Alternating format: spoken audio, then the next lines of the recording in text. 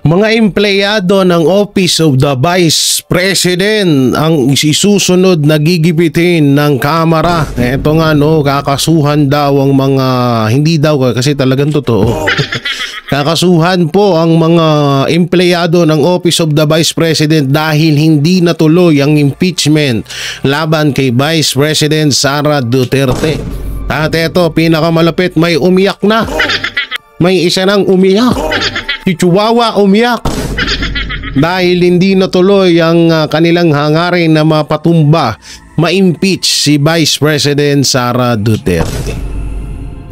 Grabe no, grabe yung mga pangyayari talaga kahapon. Talagang umaatikabong bakbakan. At doon natin nalaman na kung sino talaga ang mga hudas, mga pwedeng humudas kay Vice President Sara Duterte. Obvious naman, kitang-kita naman kahapon.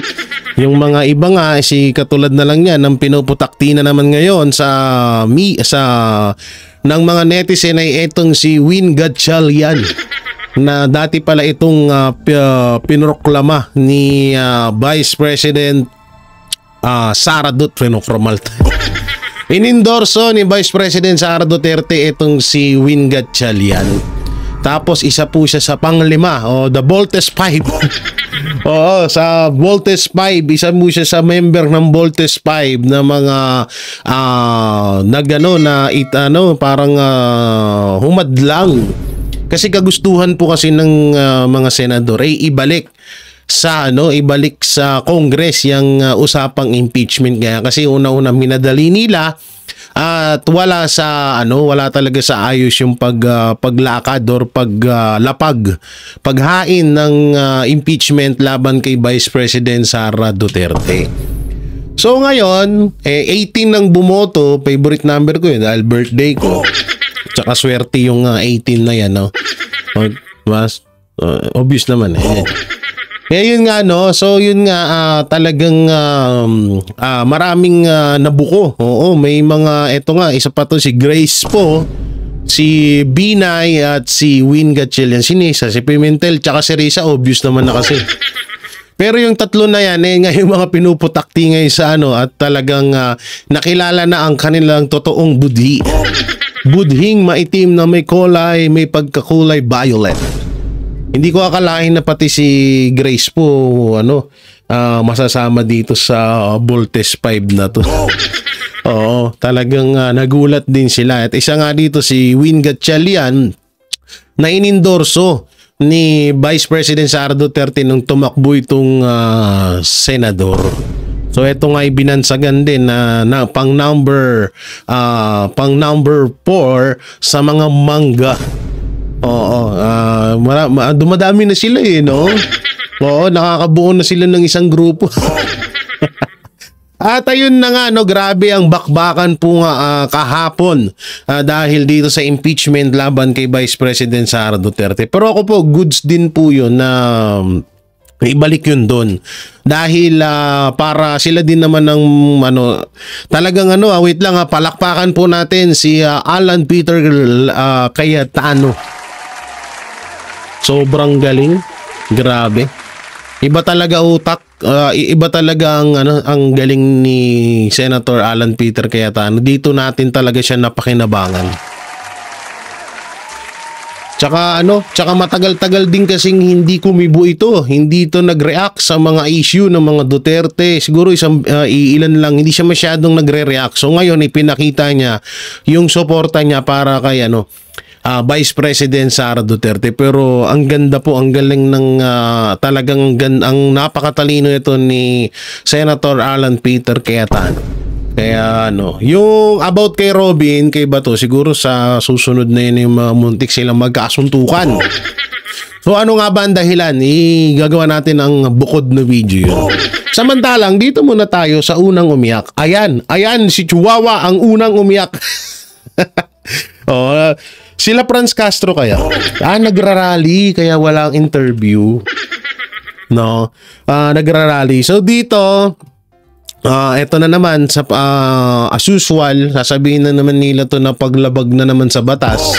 etong ginawa ng Senado. Anak ng teteng, hindi kayo na. Tayo na, kapag kayo yung gagawa ng katarantaduhan, okay lang sa batas. Kapag iba ang gumawa ng nasa tama naman yung kanilang ginawa, sasabihin nyo labag sa batas. Tigil-tigilan mo nga kami, chihuahua. Ewan ko, ba't nanalo pa to, no? Oo, ba't nanalo pa to doon sa ano? Iba talaga kapag malakas ang kapit mo eh. Okay, panoorin natin. Ito po ay maliwanag na paglabag. Wow. Sa ligang batas. Oh.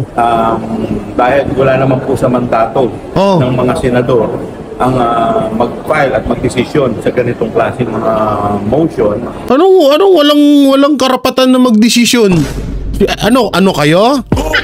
Kayo lang ang meron? Mas mataas kayo sa Senado? Tatarantaduhan.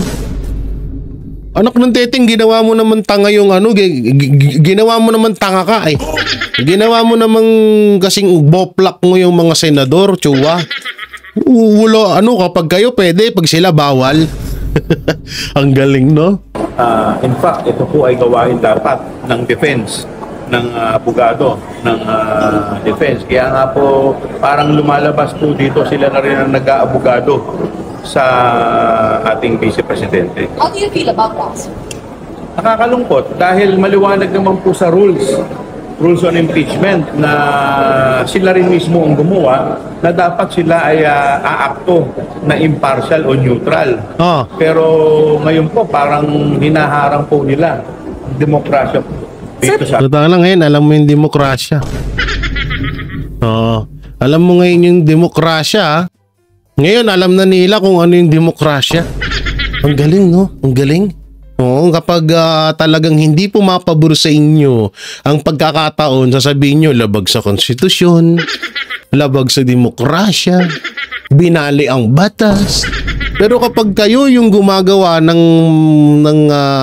kapag sa inyo pumapabor, yung pagkakataon, okay lang, walang paglabag sa batas. Walang pagsira sa konstitusyon, walang pagsira sa demokrasya. Ang galing, palakpakan nitong mga kupal na to. Hindi, dapat pala bu. Kupal. Sir, pero pupunta pa ba kayo sa Senate? O hindi na yung tuloy yung ganung plano sana? Sa ngayon, hindi pa po namin napag-uusapan kung ano ang aming susunod na mga hakbang. Would you bring this to Senate and sa Supreme Court? Is there a grave abuse of discretion? Wala pa po kaming napag-uusapan. Ngayon pa lang po kami makikita-kita at pag-uusap. Siyempre, additional meeting yan. Kaso ang kawawa dito, eto siyempre kakagising ko lang. Ayan na naman yung panaginip ko. Ang malupit dito, parang sa panaginip ko, magkakaroon na naman ng additional na tigwa 150. Diba nung nakaraan, marami naman nagsabi niya, hindi lang naman ako na magkakaroon ng tig 150 million sa kada congressman.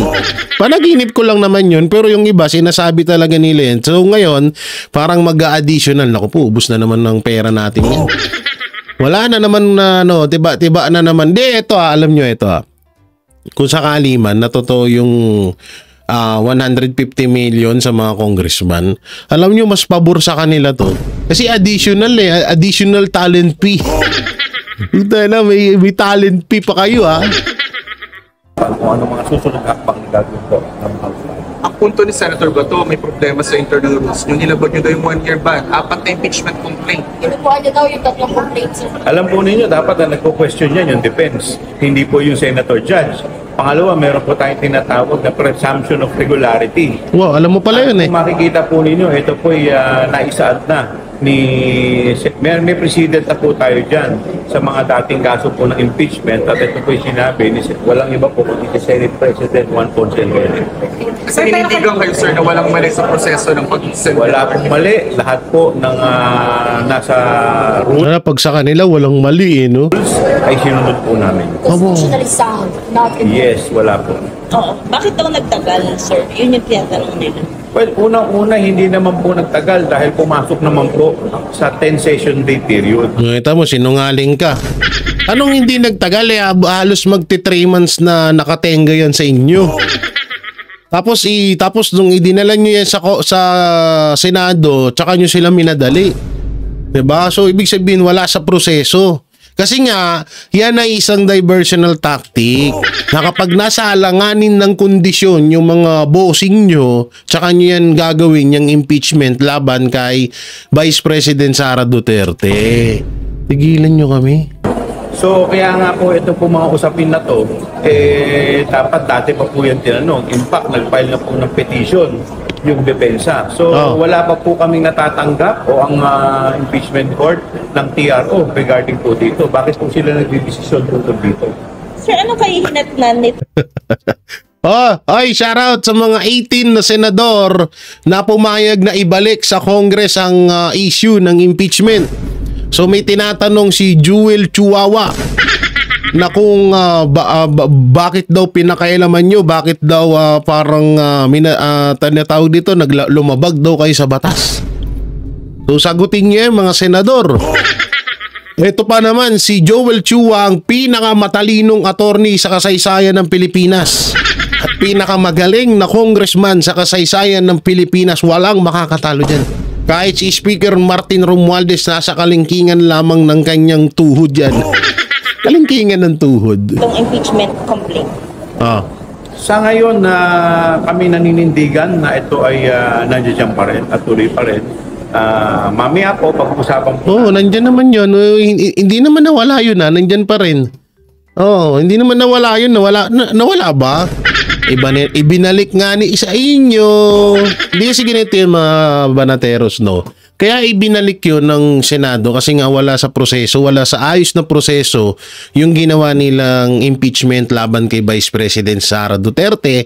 At pangalawa, napakahina po ng kanilang ebidensya na ibinabato para i-impeach si Vice President Sara Duterte. So ngayon, wala namang kasalanan dito ang Senado kasi ibinalik sa kanila at doon iayos nila yung proseso at babalik naman din ulit yun sa Senado. So magkakaroon ulit ng pangalawang trial dyan mapatungkol dyan sa impeachment na kung hindi ako nagkakamali. Ulitin ko kung hindi ako nagkakamali. Ngayon, so andyan naman yung impeachment. So kagaya ng sinabi ni Romualdez, tapos na yung trabaho ng Senado. So back to you. Ang galing ng Senado, no, ibinalik, isinampal kay Martin Romualdez yung sinabi niya kamakailan lang na dugay daw, katugay, dugay daw, dugay. Na tapos na daw trabaho nila, so gampanan na lang daw ng Senado yung trabaho nila. So ngayon, back to you. So ngayon, tapos na ang trabaho ng mga senador, gampanan nyo ulit yung trabaho nyo. Ay, naku po, no. Grabe na talaga. Samantalang dito tayo, wait lang ha. Ano ba to? Tingnan ko nga to. Ito. Oo, ay dito ba yan? Ito yung mahirap dito. Ito yung mahirap dito. Kagaya, malapit sa issue ng BICAM report. No, kasi ang sa BICAM report, ang idinidiin doon yung mga tinatawag na parang empleyado doon sa mga gumawa nung BICAM report na yon. So dito naman, dahil hindi nila ma-impeach si Vice President Sara Duterte, ang tututukan naman ng administrasyon ngayon ay yung mga empleyado. Anong kinalaman ng mga empleyado? Ito yung mahirap sa atin No, alam nila na ito yung kahinaan ng mga Duterte. Alam nila yan, ito yung kahinaan ng mga Duterte na ang ugali ng mga Duterte, ayaw nilang may madamay ng mga inosente. Okay na sila yung balahurain mo. Okay na sa kanila na sila yung siraan mo. Pero wag lang yung mga taong ginagampanan lamang yung kanilang trabaho.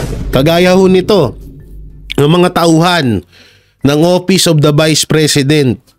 Basahin po natin ha. Ang nakalagay, Vice President Sara Duterte at ilang tauhan niya pinapakasuhan ng komite Bisaya, Kamandong ng komite ng Kamara kaugnay sa issue. Ano ba yung issue na yun, no? So, ito ay back to normal na naman tayo at bumalik na naman ng Kamara sa usapang confidential fund. Anak ng teteng, kakasuhan nyo yung mga inosenteng empleyado ng Office of the Vice President. Pero yung mga tauhan ng Office of the President na meron lamang na 4.5 billion na confidential fund, hindi nyo magawan ng paraan ni hindi nyo nga masita. Diba? Parang napaka-unfair naman ito. Sige, ganito. Kung talagang may paglabag or may questionable dyan sa confidential fund ni Vice President Sara Duterte at kakasuhan nyo yung mga tauhan, edi dapat ganun din sa Office of the President. Para patas, diba? Walang hindi ka may tuturing na one-sided. Kaso sobrang kapal na ng mukha ng administrasyon ngayon kaya wala na silang pakialam dyan. Yung nga lang yung ginawa nyo sa KOJC, 3 yung namatay doon, ni butil ng bulaklak, hindi man lang ninyo tinulungan. Di sorry kung na isama ko sa topic yun, pero alam nyo yung 3 namatay doon, hindi man lang walang pakialam ang administrasyon doon. Sa halip nga ngayon, pati nga yung mga inaresto nila noon ay parang kakasuhan na. Yan ang naririnig ko Oo, so grabe talaga. Grabe kapal ng muka ng administrasyong Marcos. Ito po, panoorin natin. Kaugnay naman sa issue ng confidential funds ni Vice President Sara Duterte, inirekomenda ng House Committee on Good Government and Public Accountability na ihabla siya at ilan niyang tauhan. Pinakakasuhan nila si Duterte at ilang tauhan niya ng administrative cases para sa technical malversation, graft and corruption at plunder. Graft and corruption. Speaking of graft and corruption, tangina. Yung DOJ DILG 500 million ng confidential fund. Yung mga congressman na yung mga nagpataw ng kaso na yan, ang lalaki din ng confidential fund na yan. Lalong-lalo na, paulit-ulit tayo, lalong-lalo na sa confidential fund ng speaker at lalo na sa Pangulo. So yun ba hindi mo maituturing na hindi mo pwedeng ng graft and corruption? Saan gagamitin yung 4.5 billion na confidential fund ni Marcos Jr.? Baka ito na yun. Sa confidential funds ng Office of the Vice President, pati ng Department of Education, habang kalihim noon si Duterte, sinabi ng komite na questionable ang mga pangalang isinumite sa mga dokumentong may kinalaman sa Confi funds. Sinita rin ng komite ang hindi pagsipot ng bise sa mga pagdinig sa Kamara at pagbibigay niya ng travel clearance sa mga tauhang inimbitahan noon sa mga pagdinig. Nasa Malaysia ngayon ang bise. Sisikapin natin makuha ang kanyang pahayag kaugnay ng issue. Lupit, grabe. Oo, ang tindi nun, biruin nyo. Yung mga taong hindi naman na mga empleyado lamang, no, ay gigipitin at sasampahan ng kaso. Oo, samantalang yung mga talagang lehitimong maituturing mong na talagang lumabag sa batas, katulad na lang yan nila Franz Castro, diba? Ang dami pa dyan, hindi nila ma-actionan. Nakatutok lang talaga sila. Ito, panibago na naman, confidential fund, back to normal na naman sila. Confidential fund, ayan may magreklamo na naman. Grabe, ang lupit nyo talaga. Kakaiba. Iba na talaga. Iba yung iba talaga yung sistema sa gobyerno natin ngayon. Basta ikaw ay alam nilang kakampi ng Vice President, talagang isasama ka sa panggigipit nila. Alam nyo, nakakalungkot lang yan yung ganyang sistema, kasi biruin mo yung mga yan nagtrabaho lang. Nagtrabaho lang yan nagtatrabaho lang sila ng maayos, 'di ba? At yung confidential fund na yan, paulit-ulit na rin inexplain ng mga bihasa mapatungkol sa politics, hanggang ngayon hindi nila maintindihan. Diba? Kaya nga ito sana nga no? Sana sige, bago ko muna sabihin yan, dito muna tayo. Eto, hindi kumibo. Eto, ex-Depen Chief Gonzales Marcos Jr. walang ginagawa para ayusin ng WPS issue. Yan, panoorin natin to. Malinaw na posisyon. Ganito inilarawan ng dating kalihim ng Department of National Defense na si Norberto Gonzales, si Pangulong Ferdinand Bongbong Marcos Jr. patungkol sa tumitinding tensyon sa South China Sea. Samantala, may payo rin si Gonzales sa Kongreso. Kung ano ito, ating alamin sa balitang iakatid ni Almar Forzuelo. Ang issue sa mga pinag-aagawang teritoryo sa South China Sea ay isang komplikado at sensitibong usapin na may kinalaman sa karapatan at soberanya ng Pilipinas. Ibig sabihin, kinakailangan itong pagtuunan ng seryosong atensyon ng mga mataas na opisyal ng bansa, lalo na ang Pangulo dahil sa ilalim ng saligang batas, ang Presidente ang Chief Architect ng Foreign Policy. Pero ayon kay Norberto Gonzales, dating kalihim ng Department of National Defense, sa eksklusibong panayam ng SMNI News, kaya lalong umiinit ang tensyon ay dahil halos wala umanong ginagawa si Pangulong Ferdinand Marcos Jr. upang ayusin ang problema.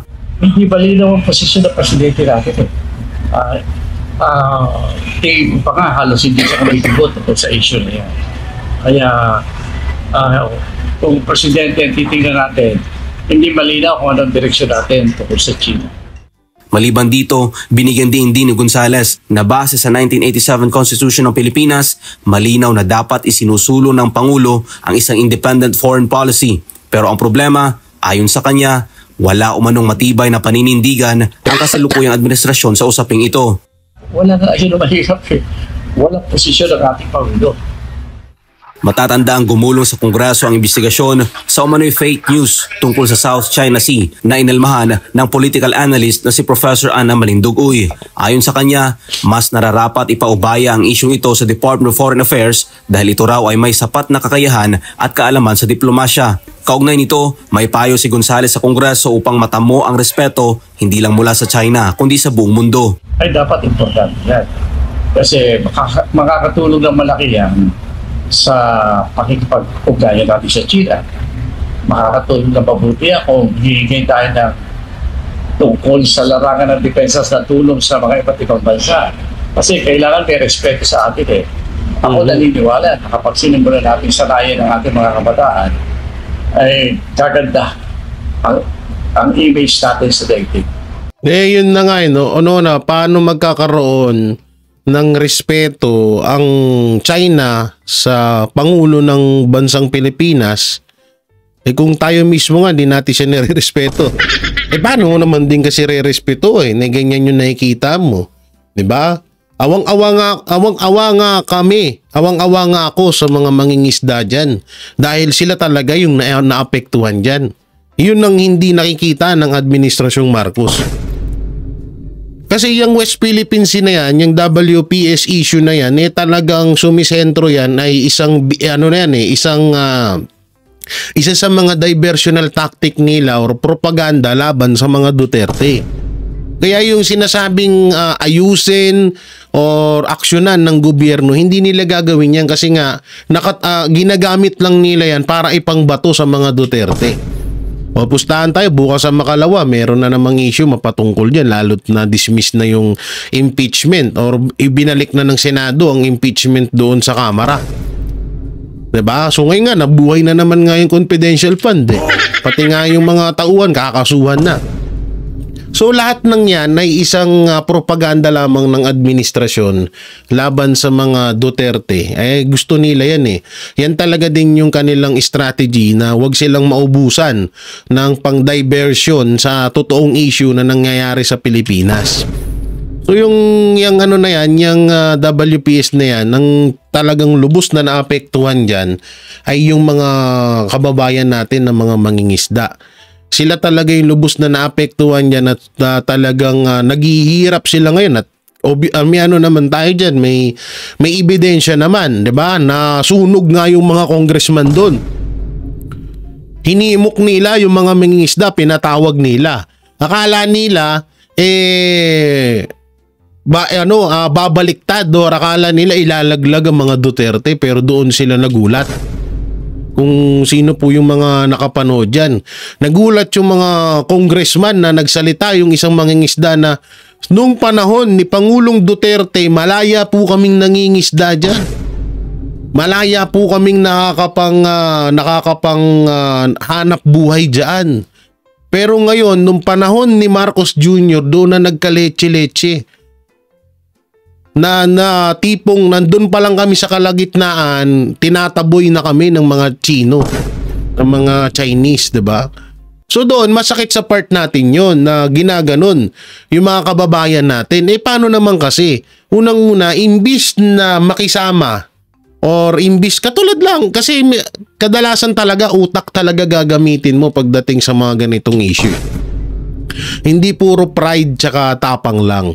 Alam naman natin na matapang ang mga Duterte. Alam natin na sobrang buo ang loob ni Pangulong Rodrigo Roa Duterte. Pero ang ginawa niya dyan ay ginamitan niya kasi talaga ng utak. Pinakisamahan niya ang China, kinaibigan niya para yung mga kababayan natin, para yung mga kababayan natin ay malayang makapangisda diyan sa WPS na yan. Diyan sa West Philippine Sea. 'Di ba? So yung ginawa, pero hindi porket na nakisama ay ibig sabihin na may binenta, hindi ganoon ha. Walang ganoon. Walang usapang ganoon na porket nakisama si Pangulong Duterte may binenta na. Una, kung binenta yan ni Pangulong Duterte, kagaya ng patuloy nilang ibinabato sa mga Duterte na nagbenta or binenta yung yung West Philippine Sea na yan, hindi sana ngayon kinuha na ng China yan. Una, wala tayong palag doon kapag ginera tayo ng hindi sa pangmamaliit ha, hindi sa pangmamaliit sa bansa natin, pero sa laki ng China, isa yan sa mga kinakatakutang bansa sa buong mundo. Kaya kung talagang binenta ni Pangulong Duterte yan, hindi sana kinuha na ng China yan. 'Di ba? Kaya lang naman nandyan ngayon na wala naman dati yan kasi nga etong pangulo ng bansa puro lang bunganga. Puro bunganga, puro parinig sa China. Ngayon nabuisit yung China. So yan ang ginawa sa naapektuhan ba ang gobyerno? Bumaba ba ang mga bilihin, nawalan ba ang krimen sa Pilipinas? Hindi. Ang kawawa dito, yung mga kapwa natin Pilipino na napapakinabangan yung West Philippine Sea na yan. Samantalang dati malaya sila dyan. So dito lumalabas na talagang walang pakialam. Walang pakialam itong administrasyong Marcos sa mga talagang nasasakupan niya. Dahil kung may pakialam siya, diyan pa lang sa usapang West Philippine Sea na yan, dapat nakisama na lang siya sa China. Dapat hindi totaling yung porket nakisama kay bibigay mo na yun. Hindi ganon.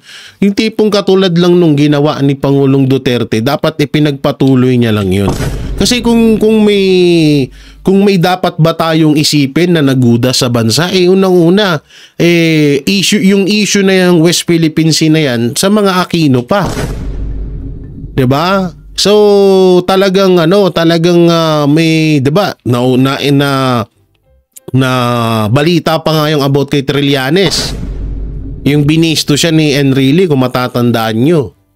O binisto siya ni Enrile na ba't ka nakikipagkita sa China? Sino ang na bakit ikaw? Anong mo doon? Anong papel mo doon? So sinabi ni Aquino na ako ang nagmando na kausapin ni Trillanes yung na yan, so China na yan. So doon pa lang, panahon pa lang ng administrasyong Aquino ni Noynoy Aquino, talagang may nangyayari ng kababalagan.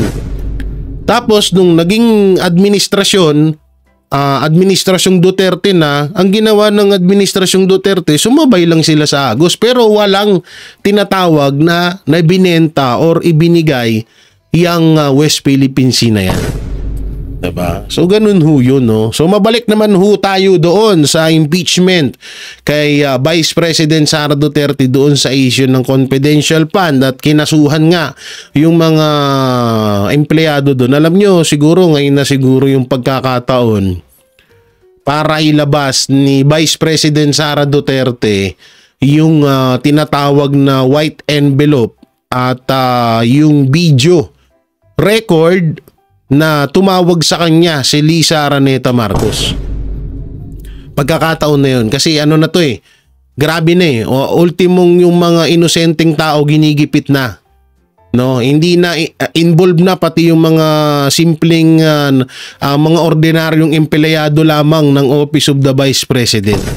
So ako siguro mas maganda siguro na samahan niyo po ako na kumbinsihin si Vice President Sara Duterte na dapat niya nang ilabas yung ebidensya na pinanghahawakan niya kay Lisa Araneta Marcos na talagang yun dapat ang ilabas niya, yung tinatawag na white envelope, at may video nga doon at may tao pa na involved doon. Kasi sa panahon ngayon na katulad niyan, alam naman natin ng strategy ng administrasyon na gigipitin yung mga miyembro or yung mga empleyado at yung mga nakapalibot kay Vice President Sara Duterte para nga magipit. Kasi ang purpose naman ito, ito halimbawa, pag kinasuhan, pag natuloy ang kaso na yan, talagang maisampa yan o nakasampa na nga ata Ang papalabasin dyan ng Congress, kasalanan niya ni Vice President Sara Duterte. Bakit kayo nakasuhan? Ba't namin kayo kinasuhan? Kasalanan niya ni Vice President Sara Duterte. Ganun yung papalabasin nila dyan. Nakasalanan ni Vice President Sara Duterte, ba't nakasuhan yung mga empleyado ng Office of the Vice President? Lang kasi alam nyo, kaya Congress hindi nyo kami masisisi bakit namin kayo nababanatan ng mga vlogger, kasi kayo one-sided. Kung talagang target nyo ang mga confidential fund na yan na talagang may bawal dyan, bakit kay Vice President Sara Duterte lang? Bakit bakit si Vice President Sara Duterte lang sa dinami-daming merong confidential fund diyan sa gobyerno? Ang masakit pa dito, kung sino yung mga dapat ikulong, yung pa yung yung mga dapat kasuhan, yung pa yung hindi nakakasuhan. Katulad na lang yan ni Martin Romualdez. Obvious yung sa BICAM na 241 billion. Bakit hindi nyo aksyon kasi nga amo nyo? Ang lupit.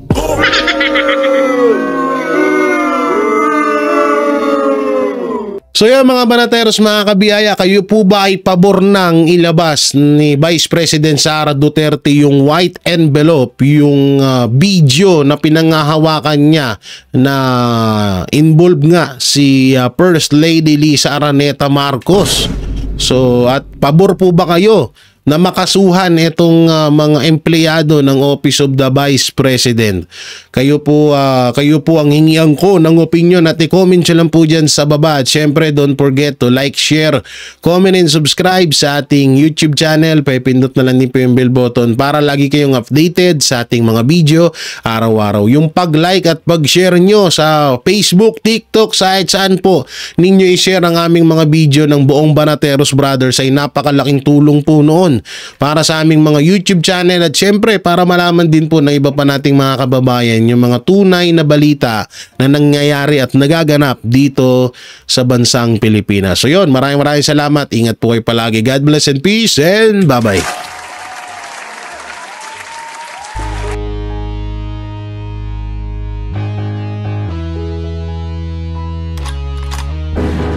Yan ang Banateros, walang inuurungan. Pag tama palakpakan, pag mali ay babanatan. Yan ang Banateros, boses ng ordinaryong Pilipino. Banateros ay walang makakaawan. Yan ang Banateros, walang inuurungan. Pag tama palakpakan, pag mali ay babanatan. Yan ang Banateros, boses ng ordinaryong Pilipino. Banateros ay walang makakaawan.